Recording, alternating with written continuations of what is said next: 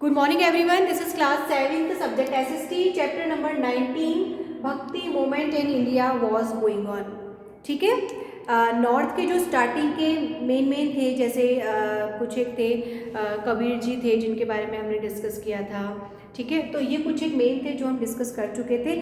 आज हम लेंगे जो भी आपके नॉर्थ के जितने भी रिफॉर्मर्स हैं जो भक्ति मूवमेंट से रिलेटेड है, उन सभी मैक्स टू मैक्स पर्सन को हमने यहाँ पे आज ले लिया है। इनके बारे में आज हम डिस्कस करेंगे। ठीक है, सबसे पहले हमने लिया है दिस इज चैतन्य महाप्रभु, जिनको चैतन्य महाप्रभु के नाम से भी जाना जाता है। ये क्या, लॉर्ड कृष्णा के प्रति, लॉर्ड कृष्णा जो कृष्ण भगवान है उनके प्रति उनकी डिवोशन देखी जाती है। इन्होंने बहुत से गाने भी, गीत भी लिखे थे, जो भजन होते हैं वो लिखे थे। ठीक है, और इस तरीके से ये बंगाल में जो थे, बंगाल का जो पार्ट है, पूरा बंगाल के पार्ट में इन्होंने इन भक्ति को, इस चीज़ को, डिवोशन को स्प्रेड किया था कि यहाँ के जो लोग हैं इनको इस तरीके से भक्ति करनी है कि वो भक्ति पूरी गीत में हो और बिल्कुल अपने अकॉर्डिंग ही भक्ति करनी है। और भक्ति के लिए उन्होंने जो एक स्पेसिफिक रीजन चुना था वो था आपका बंगाल वाला। ठीक है, इनको जो था अपने इंटरेस्ट, एक एजुकेशन में बहुत इंटरेस्ट था, शुरू से ही इनका पढ़ाई में ध्यान रहा था, इसलिए इन्होंने संस्कृत की पढ़ाई जो थी शुरू से ही करना स्टार्ट कर दी थी। इट मीन्स छोटी सी एज में ही इन्होंने संस्कृत की पढ़ाई शुरू कर दी थी और 24 की एज तक आते आते क्या हुआ था, ये सन्यासी हो चुके थे। ये मैरिड भी थे बट 24 की एज तक आते आते इनको ये फील हुआ कि नहीं, मुझे कृष्ण की भक्ति करनी है, मुझे लॉर्ड कृष्ण के ही भक्ति को स्प्रेड करना है, लोगों को बताना है कि कास्ट सिस्टम कुछ नहीं होता है, अपने गीतों के माध्यम से, अपने भजनों के माध्यम से, और लोगों को जाकर के इसके बारे में बताना है। इसे 24 की एज में ही, छोटी सी एज में ही जाकर के वो सन्यासी बन गए थे। और मेन जो स्पेसिफिक रीजन था ना, स्पेसिफिक प्लेस जो था वो था बंगाल।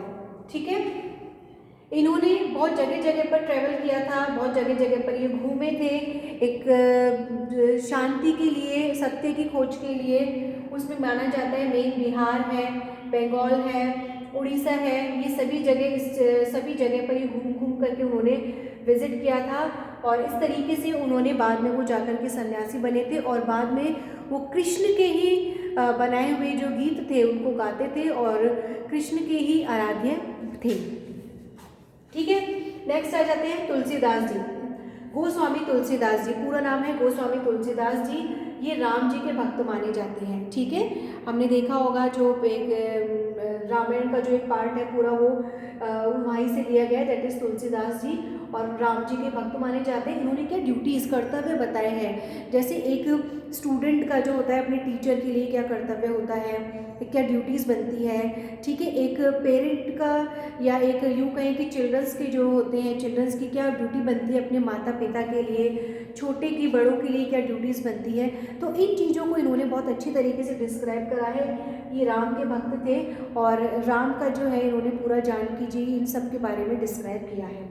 मीराबाई के बारे में स्टूडेंट्स कौन नहीं जानता है। श्री कृष्ण जी की जो मेन उनकी भक्त थी वो मीराबाई जी वाली बताई जाती हैं। और ये राजपूत प्रिंसेस थी एक। ठीक है, ये एक राजपूत प्रिंसेस थी जिनकी मेवाड़ के राणा, मेवाड़ के राणा थे, उनसे इनका विवाह हुआ था, इनकी मैरिज हुई थी। ठीक है, बाद में इनका जो एक पूरा डिवोशन था वो कृष्ण जी के लिए था।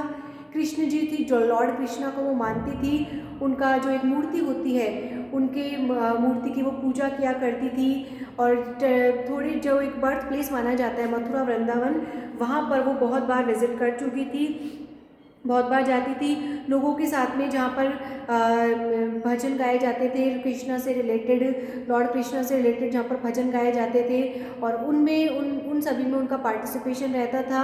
वो इन चीज़ों को, लॉर्ड कृष्णा की ही आराध्य थी, उनको ही मानती थी।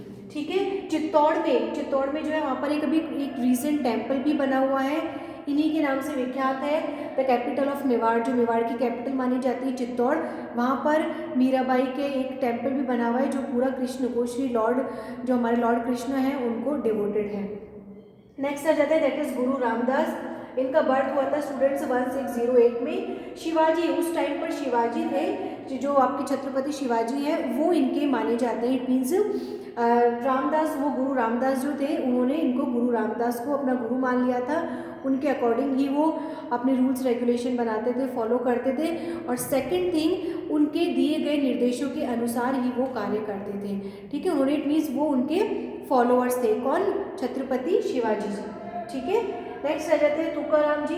तुकाराम के बारे में बताया गया है कि महाराष्ट्र में इन्होंने अपने बहुत से गीत लिखे ऐसे जो कृष्ण को डिवोटेड थे, लॉर्ड कृष्णा को डिवोटेड थे, और अपने गीतों के माध्यम से लोगों में जाकर के कृष्ण भक्ति को एक अप्रिशिएट किया, लोगों में इस चीज़ फीलिंग को क्रिएट किया कि हमें कृष्ण भक्ति करनी चाहिए। और मेन जो इनका प्लेस था दैट वाज महाराष्ट्र।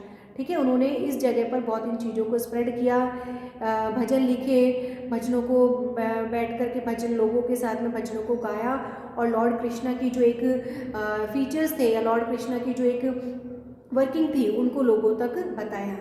तो स्टूडेंट्स, ये जो हमने लिए ये सारे हमारे नॉर्थ पार्ट जो इंडिया का, नॉर्थ में जितने भी हमारे रिफॉर्मर्स थे या भक्ति मूवमेंट से रिलेटेड जितने भी मेन फेमस पर्सन थे, उन सब के बारे में हमने डिस्कस किया। तो it means this one part is complete. ठीक है, अब नेक्स्ट आएगा आपका साउथ के भी आएंगे, बहुत से ऐसे रिफॉर्मर्स हैं जो साउथ में भी बने थे, उन्होंने कौन कौन से अपने ईश्वर को आराध्य माना, कैसी वर्किंग करी। So we will take new topic in our next video, in our next class. Thank you.